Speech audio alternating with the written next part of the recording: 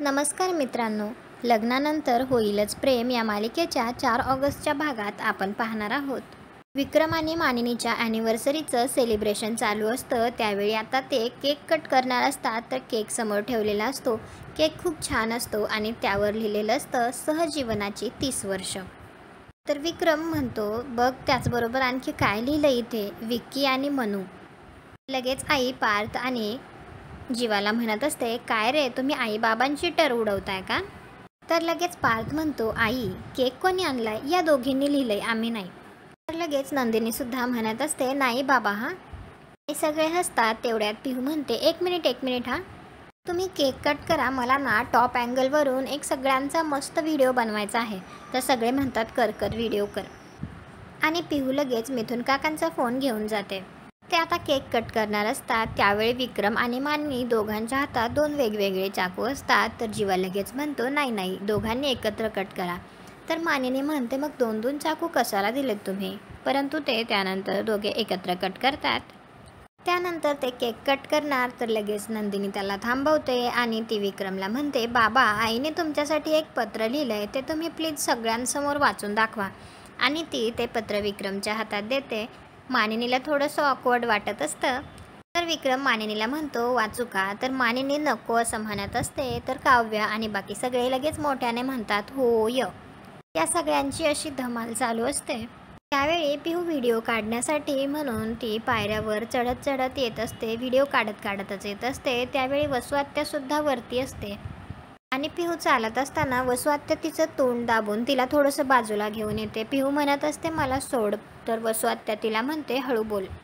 इकडे खाली बाबा पत्र वाचत असतात. त्यात लिहिलेलं असतं, तुम्ही माझ्यासाठी गजरा आणता, मला घास भरवता, मला तुम्ही जे एफर्ट्स घेता ते जास्त आवडतात. रुसले, चिडले तर सॉरी म्हणायला जी धडपड करता ती खूप क्यूट वाटते. आपलं नातं असंच आयुष्यभर बहरत राहावं. कधी मी रुसले तर तुम्ही मनवालच. कधी तुम्ही चिडलात तर मी लाडीगोडी लावेन. काहीही झालं तरी संवाद थांबता कामा नये. Yours lovingly. विक्रमला खूप भारी वाटत असतं आणि ते पत्र वाचल्यानंतर तो तर डायरेक्ट मानिनीला मिठीच मारतो आणि तिला म्हणतो, किती गोड गमनू. इकडे वर वसुआत्या पिहूला म्हणत असते, तुला माहिती आहे ना मी तुला वर का घेऊन आली आहे इकडे ते? तर पिहू म्हणत असते, नाही मला नाही माहिती, मला जाऊ दे ना. आणि ती जायचा प्रयत्न करत असते. तर वसुआत्या तिला म्हणते, जायच्या आधी माझ्या एका प्रश्नाचं उत्तर दे. काय झालंय तुला? मला बघून सतत का घाबरत असतेस तू पिहू? तू म्हणते कशाबद्दल बोलतीयस तू? तर वसुआत्या तिला म्हणते, तुला चांगलंच माहिती आहे पिहू, तुला फिट्स का आल्या? तू नंदिनी वहिनी आणि मानिनी मामीला काय सांगणार होतीस? पिहू म्हणत असते, मानिनी मामीला मी काहीच सांगणार नव्हते. तर वसुआत्या तिला म्हणत असते, खोटं बोलू नकोस. तुला नीट विचारतीये, तू मला नीट उत्तरं दे. तुला चांगलंच माहिती आहे आणि जे माहिती आहे ना ते माझ्याबद्दल माहिती आहे, हो ना? तर पिहू जराशी घाबरलेली असते. ती मी असं म्हणत असते. तर लगेच वसुआत्या म्हणते, मी करू नकोस पिहू, मला चांगलंच माहिती आहे त्या दिवशी माझ्या खोलीच्या बाहेर तूच होतीस. तुझ्याच हाताने ती कुंडी पडली, बरोबर आहे की नाही? वसुआत्या तिला मारणार. तेवढ्यातच पिहू म्हणते, सांगते.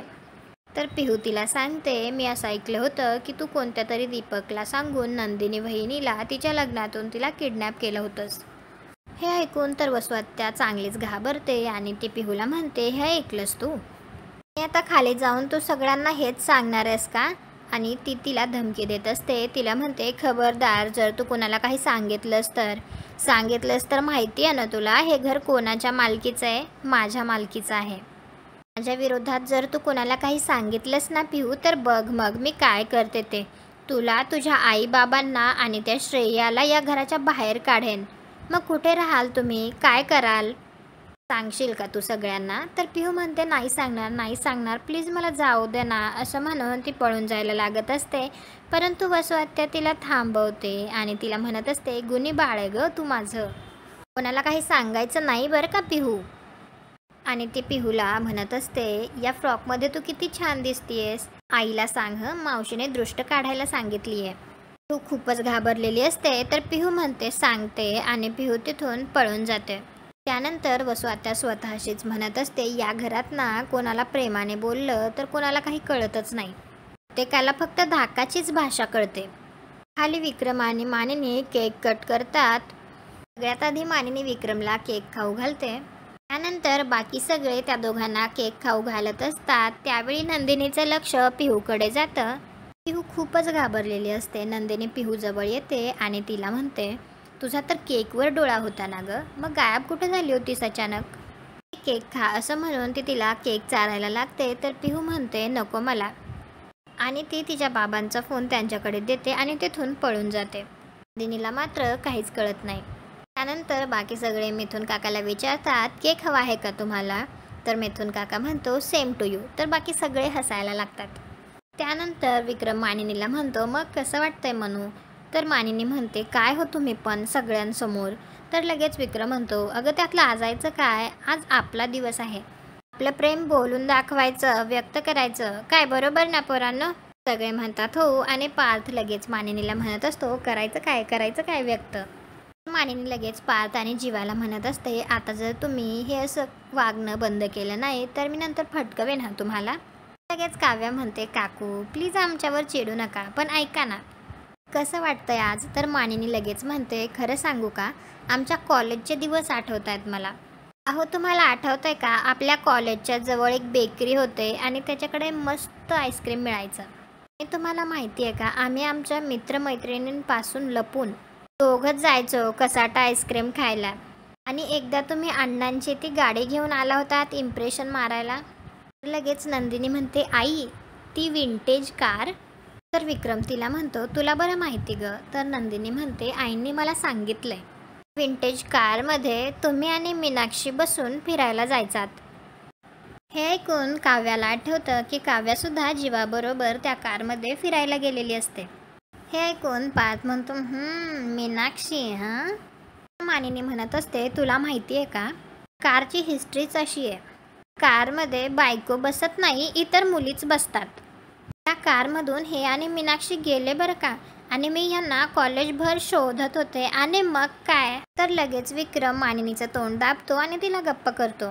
पार्थ म्हणत असतो, बाबा सोडा बोलू द्या. तर विक्रम म्हणत असतो, काही नाही. तर विक्रम मानिनीला म्हणत असतो, काय म्हणू तू पण, सगळे सिक्रेट असे सगळ्यांना सांगायचे असतात का गं? रम्या म्हणत असते, मामा आम्हाला ऐकायचं. अरे मामी तू बोल ग. सुद्धा म्हणत असतो, वहिनी तुम्ही बोला. तर विक्रम नंदिनीला म्हणत असतो, तू ॲनिव्हर्सरीच्या दिवशी तरी मीनाक्षीचा विषय नको ग काढूस, नाही तर ॲनिव्हर्सरीलाच आम्हाला डिवोर्स घ्यायला लागेल. हे ऐकून तर जीवा, नंदिनी आणि काव्या पार्थ एकमेकांकडे बघायला लागतात. तर मिथुन म्हणतो, आय डोंट लाईक धिस. काय बोलताय तुम्ही? आज प्रेमाचा दिनू, वर्ष अमृताचा गणू, कुठे डिवोर्सच्या गोष्टी करतात? खरं म्हणजे एकमेकांविषयी 2-2 शब्द प्रेमाचे बोला. आय लाईक दिस. तर रम्या म्हणते, करेक्ट बोललात काका. मामी तुमचं रिलेशन कसं ग्रो झालं हे सांगा, आम्हाला सगळ्यांना ऐकायचं आहे. विक्रम म्हणतो, मी बोलतो, पण आज मी आधी बोलणार नाही, सुरुवात मनूला करू दे. तर मानिनी म्हणत असते, नाही नको, तुम्ही छान बोलता. तर लगेच पार्थ म्हणतो, आई लेडीज फर्स्ट.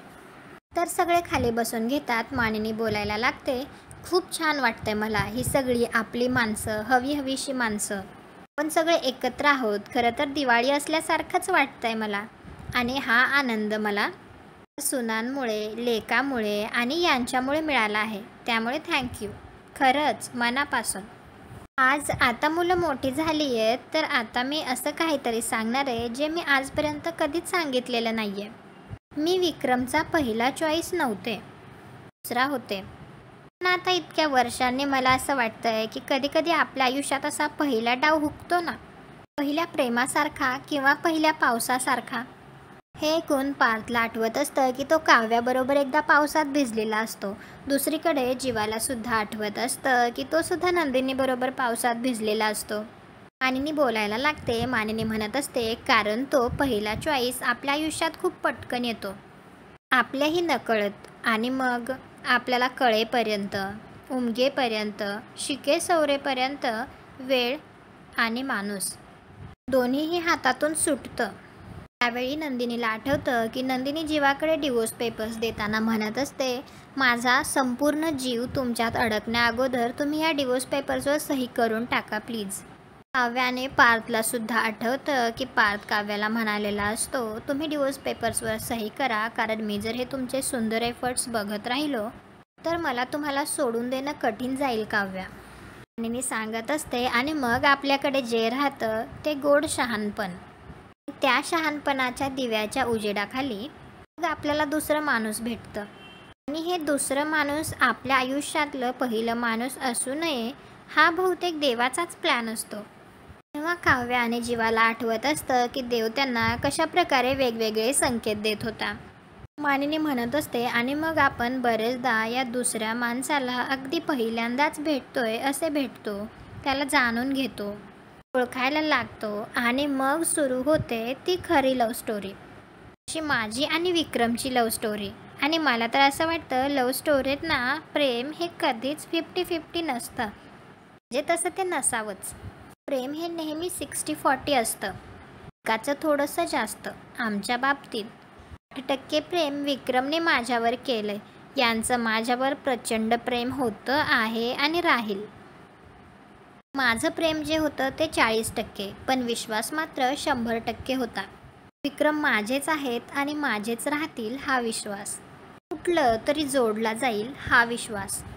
भांडलो रुसलो एकमेकांवर तरी म्हणू एकमेकांना विश्वास. विक्रमने त्यांच्या प्रेमाचं बोट धरलं आणि मी विश्वासाचं, आणि आलो की इथवर. बाप रे, 30 वर्ष कशी गेलीत हे कळलंच नाही, नाही का हो? जेव्हा माझे केस पिकतील आणि जेव्हा माझ्या या 2 सुनांच्या हातात लहान लहान मुलं असतील, हे ऐकून तर पार्थ, काव्या आणि जीवानंदिनी एकमेकांकडे बघत असतात. मानिनी म्हणते तेव्हा आपण परत सेलिब्रेट करूया. आणि तेव्हासुद्धा मी हेच म्हणेल, विक्रम खरंच माझं तुमच्यावर खूप प्रेम आहे. आत्ता फक्त 30 पावसाळे झालेत, 70 बघायचेत आपल्याला अजून. मध्येच साथ सोडायची नाही हं विक्की. मानिनीचं बोलून झालेलं असतं. ती विक्रमच्या पुढे असा हात करते तर लगेच विक्रम तिचा हात पकडतो, उठून तिला मिठी मारतो आणि तिला म्हणतो, खरंच मनू किती छान बोललीस ग तू. आता मला सगळ्यांसमोर सांगावंसं वाटतंय की विक्रम तू पुन्हा प्रेमात पडलास. मानिनी तर लाजतेच. ते दोघे परत एकदा मिठी मारतात तर बाकी सगळे त्यांच्यासाठी टाळ्या वाजवतात. त्यानंतर विक्रम म्हणत असतो, मला आधी वाटायचं की प्रत्येक लग्नामध्ये भांडणं रुसवे हे येतच राहतात, त्यामुळे लग्न सेकंड चान्स डिझर्व करतं. पण आत्ता नाही. आत्ता मला असं वाटतंय लग्न itself is a second chance every day. लग्न म्हणजे स्वतःला आणि नात्याला रोज दिलेला सेकंड चान्स. मला सांगतो, लग्न म्हणजे ना सगळ्यात सुंदर व्यसन असतं, व्यसन. म्हणजे अर्थात सगळ्यांचंच लग्न काही आमच्यासारखं लव्ह मॅरेज नसतं, काहींचं अरेंज असतं, काहींचं मनाविरुद्ध असतं. पण आता आयुष्यभर हाच आपला जोडीदार हे विधिवत मान्य करणं म्हणजे लग्न. आणि आपल्याला आपल्या जोडीदाराची लागलेली सवय म्हणजे संसार. मला खरं तर लग्नापेक्षा संसारच जास्त आवडतो. त्यातच खरी गंमत असते. एकदा का आपल्याला आपल्या माणसाचं व्यसन लागलं की नाही, मग जगाच्या पाठीवर तुम्ही कुठेही असा, तुमचं माणूस तुम्हाला सतत आठवत राहतं. खास करून त्याच्या वाईट सवयी, त्याचा खराब मूड, त्याचा कलकट्टा अवतार, हे सगळं आठवलं तर आणखीन बेटर. आता मी कुठेही टूरवर गेलो ना, तर तिथल्या 5 स्टार हॉटेलच्या मऊ गादीवर मला शांतपणे झोप लागतच नाही. कारण तिथे माझ्या बाजूला माझ्या मनूचं ते लयेत सुरू असणारं आणि तो घोरण्याचा आवाज काढतो आणि म्हणतो असं घोरणं नसतं ना, आणि तो हसत असतो. तर मानिनी म्हणते, काय हो. त्यावेळी काव्याला आठवत असतं की पार्थसुद्धा असाच घोरतो. मानिनी विक्रमला म्हणत असते, तुम्हाला पण वाईट सवयी आहेत बरं का. अर्थात तुम्ही जर का पसाराच घातला नाही तर मी आवरू काय. त्यावेळी नंदिनासुद्धा हे आठवत असतं की जीवा कशा प्रकारे पसारा करतो. विक्रम म्हणत असतो, हीच तर खरी संसाराची गंमत आहे. तुम्हाला सांगू का ना, थाय म्हणू नका, चायनीज म्हणू नका, मेक्सिकन म्हणू नका, अगदी सगळं खाणं आवडतं. पण तरीही माझा जीव खऱ्या अर्थाने शांत होतो तो घरचा माझ्या बायकोच्या हातचा वरण भात खाऊनच. त्यामुळे तुमचा जोडीदार, तुमचा पार्टनर हा तुमचा वरण भात असतो, लक्षात ठेवा. त्यामुळे प्रत्येकाने शोधावा आपला आपला वरण भात.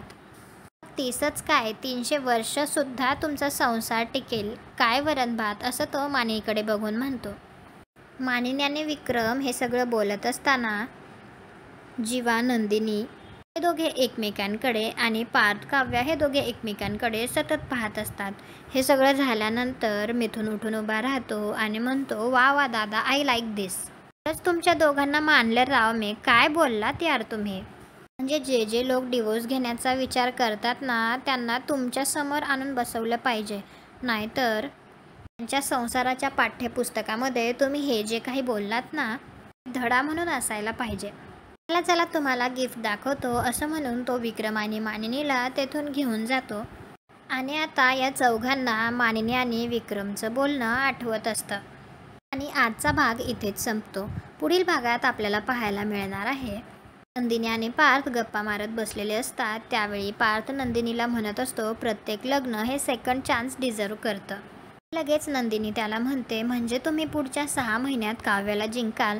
मी तुमचा आणि काव्याचा गुंता सोडवायला तुम्हाला नक्की मदत करेन. त्यानंतर नंदिनी जरा रागातच असते आणि ती जीवाला त्याने लिहिलेलं ते पत्र त्याच्या हातावर ठेवतच त्याला म्हणत असते, हे घ्या तुमचं पत्र. गेल्या वेळेसचं पत्र वाचून विषय डिवोर्सपर्यंत गेला होता. काय ते आपण वेगळं होण्यातच भलं आहे वगैरे वगैरे. तर जीवा नंदिनीला म्हणतो, चुकीचं पत्र वाचलंस तू. तर नंदिनी लगेच त्याला विचारते, चुकीचं पत्र. आता जीवाने ते पत्र नक्की कोणासाठी लिहिलं होतं हे नंदिनीला कळेल का? कॉमेंट करून नक्की सांगा. व्हिडिओला लाईक करा. आपल्या मराठी मालिका चॅनलला सबस्क्राईब करा. भेटू उद्याच्या भागात.